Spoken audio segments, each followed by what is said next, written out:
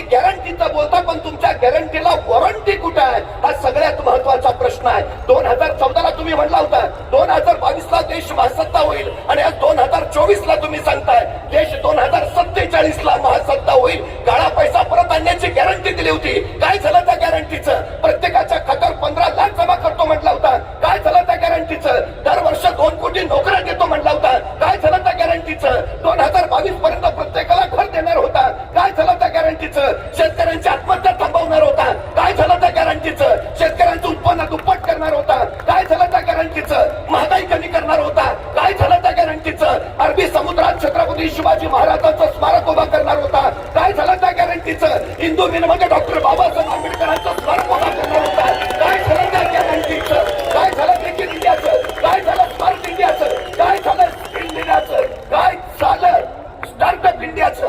काय झालं डिजिटल इंडियाचं? काय झालं आत्मनिर्भर भारताचं? भारताला आत्मनिर्भर करायचं राहू द्या, आधी तुमचा भाजपा पक्ष तरी आत्मनिर्भर करा. 116 उमेदवार बाहेरचे तुमचे, 116. तुम्ही शिवसेना फोडली, 40 गद्दार गेले, सत्तेत आला, आम्हाला वाटलं आता थांबतील.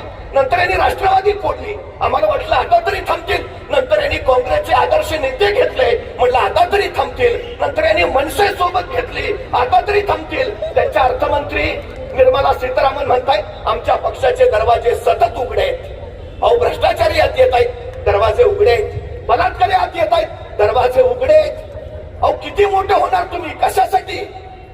नेत्यापेक्षा आणि पक्षापेक्षा देश मोठा असतो हे पहिलं लक्षात असतं. पण यांचं चाललंय काय? कशासाठी सगळं चाललंय? 1 नेशन 1 टॅक्स या पद्धतीनं यांना 1 नेशन 1 पार्टी बनायचं आहे. या देशामध्ये दुसरी पार्टी नकोच आहे यांना. विरोधी पक्ष म्हणजे द्रोही अस्तित्वातच ठेवायचं नाही, ही सगळ्यात मोठी भूमिका आहे. यांचं एकच सूत्र, जॉईन और जेल. एकतर सोबत या नाहीतर तुरुंगात जा. ही हुकुमशाहीची सुरुवात आहे. लक्षात ठेवा, सत्ता आणि मत्ता एवढंच यांचं अंतिम ध्येय झालंय. राज्य व्यवस्थेच्या पायाशी सत्य, न्याय, विश्वास आणि शिव ही जर नैतिक मूल्य असतील तर ती व्यवस्था राहते. पण जर या व्यवस्थेच्या पायाशी ही नैतिक मूल्य नसतील तर ती व्यवस्था न राहता जंगलचा कायदा बनते, आणि तिथं नागरिक नव्हे तर गुलाम तयार होतात. ही सगळ्यात महत्वाची गोष्ट आहे. आम्ही गुलामीच्या दिशेनं चाललो आहोत का याचा विचार आता प्रत्येकानं करणं ही सगळ्यात महत्वाची काळाची गरज आहे. आज यांच्या जाहिराती चालू आहे. 25 कोटी लोकांना गरिबीच्या बाहेर काढलं. 25 कोटी लोकांना जर तुम्ही गरिबीच्या बाहेर काढलं असतं तर 80 कोटी लोकांना रेशनचं मोफत धान्य द्यायची वेळ तुमच्यावर आधीच नसती. म्हणजे 80 कोटी जनता रेशनच्या धान्यावर जगते, ही लाजीरवाणी बाब तुम्ही अभिमानानं मिरवून सांगताय. आणि 80 कोटी लोकांना रेशनचं धान्य देतो, हे तुमचं परिवर्तन, हा तुमचा विकास आहे. कुठल्या दिशेला निघालो आहोत आम्ही? कधीतरी शांतपणे विचार केला पाहिजे. इकॉनॉमिक ग्रोथ मध्ये भारत 5व्या क्रमांकावर आहे म्हणून सांगतात, आणि दरडोई उत्पन्नामध्ये भारत 141व्या क्रमांकावर गेलाय. हे मात्र तुम्ही लपवून ठेवता.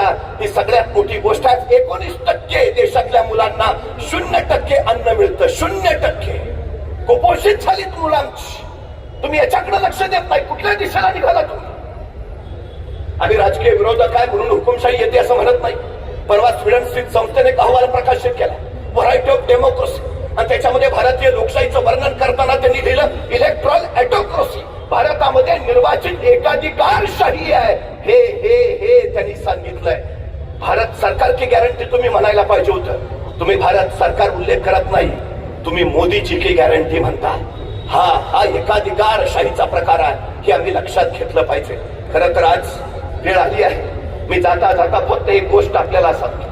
जंगलचा राजा सिंह, त्याला प्रचंड भूक लागली म्हणून त्यांनी कोल्ह्याला सांगितलं माझ्यासाठी शिकार घेऊन ये.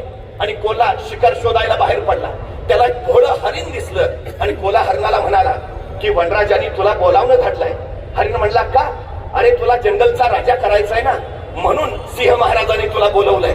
हरिण म्हणला काहीतरी काय सांगतो. अरे खरंच तू चल तरी, जंगलचे राजे सिंह तुला जंगलाचा राजा करणार आहे.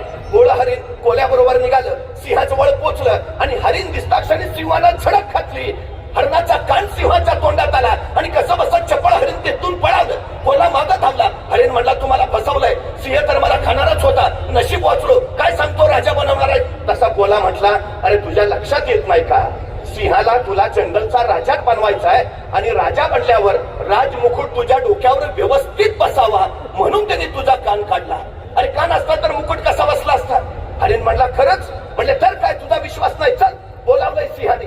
हरिण परत बोलत गेलं सिंहाकडं. जसं हरिण टप्प्यात दिसलं सिंहानं परत झडप टाकली. चपळ हरिण पळालं पण त्याची शेपटी सिंहाच्या तोंडात गेलीच. शेपटी तुटलेला हरिण पुढे जाऊन धपापट्यावर थांबलं. कोल्याला म्हणाल तू परत मला फसवलायस. तसं कोला म्हणला रे तुला कळत कसं नाही, आता तू जंगलचा राजा होणार. तुला जर शेपटी राहिली तर तू सिंहासनावर बसू शकशील का? तुला सिंहासनावर व्यवस्थित बसता यावं म्हणून सिंहराजाने तुझी शेपटी काढली. लक्षात नाही का तुझ्या? चल. सिंहाने बोलावलंय पण सिंहाने कोल्याला सांगितलं होतं यावेळी तू त्याला माझ्याकडे जिवंत घेऊन येऊ नकोस. 2 वेळा पळून गेलाय. आता सरळ त्याला हरणाला तू तिकडेच मार आणि त्याचा मांस फक्त माझ्याकडे घेऊन ये. कोल्यानंही हरणाला फुलवलं, टप्प्यात नेलं, त्या हरणाला मारून टाकलं आणि त्या हरणाचा मेंदू त्या कोल्यानं खाऊन टाकला आणि उरलेलं सगळं मांस घेऊन तो सिंहाकडे गेला. सिंहानं हरणाचं मांस बघितलं आणि सिंह म्हणाला अरे पण या हरणाचा मेंदू कुठे आहे? तसा कोला म्हणाला 2 वेळा लचके तुटल्यानंतर सुद्धा जो 3ऱ्या वेळी तुमच्याकडे येतोय त्याला मेंदू असेल काय? राऊत साहेब 2014 आमचा कान गेलाय, 2019 आमची शेपटी गेली, आता 2024 लोकशाहीचा प्राण जाऊ देऊ नका. तुमची माझी सगळ्यात महत्वाची जबाबदारी किती आहे? नाहीतर उद्याची पिढी आम्हाला विचारेल देश लुटला जात होता तर तुम्ही काय करत होता? देश विकला जात होता तुम्ही काय करत होता? हुकुमशाही लादली जात होती तुम्ही काय करत होता? संविधान बदललं जात होतं तुम्ही काय करत होता? आम्हाला अभिमानानं सांगता आलं पाहिजे बाळा असं काही घडणार नाही, कारण आम्ही राजांची विचारे यांच्या खांद्याला खांदा लावून लढत होतो. आता आपल्या मजबूत हातात स्वाभिमानाची मशाल घ्या आणि विजयाची तुतारी फुंका.